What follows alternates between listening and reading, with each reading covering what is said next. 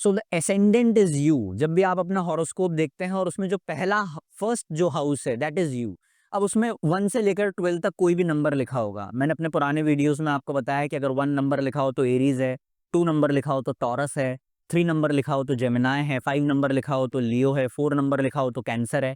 ऐसे करते करते आप 12 राशि तक जाते हैं और अगर 12 नंबर वहां पर लिखा हुआ है तो पाइसेस है। तो हम एसेंडेंट आपको बोलेंगे, अगर 1 नंबर लिखा है तो हम बोलेंगे एसेंडेंट इज एरीज।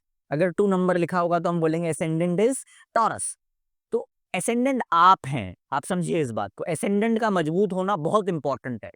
ये ठीक है, ऐसा है कि आपकी कुंडली में बहुत राजयोग हैं, लेकिन क्योंकि एसेंडेंट मजबूत नहीं है तो वो राजयोग आप भोग नहीं पा रहे हैं। It's like you have a property of 500 crore rupees but you are hospitalised. आप हॉस्पिटल में हैं, आप चल नहीं सकते, आप दौड़ नहीं सकते। आई नो मेनी पीपल जिनके पास बहुत पैसा है लेकिन वो उसका उपभोग नहीं कर पा रहे हैं क्योंकि एसेंडेंट कमजोर है या वो बीमार है, 6th हाउस पावर में आ गया है।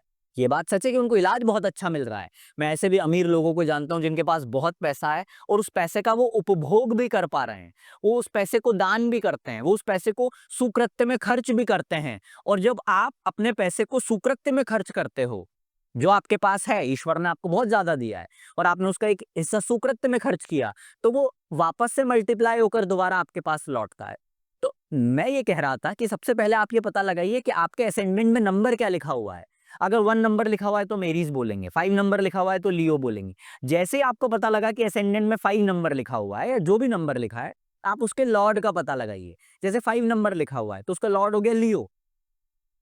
अब एक बेसिक एनालिसिस आपके पास अपनी लाइफ में है कि अगर 5 नंबर वहां पर लिखा हुआ है और लियो आपका असेंडेंट है, इसका मतलब यह है कि आपके अंदर एक इनहेरेंट लीडर वाला स्किल है।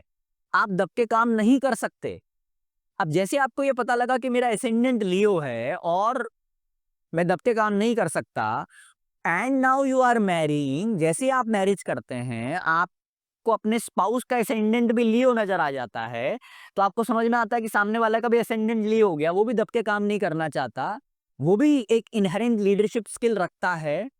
और आप दोनों अगर आपस में संवाद करें तो आप एक दूसरे के प्रति बेटर समझ डेवलप कर पाएंगे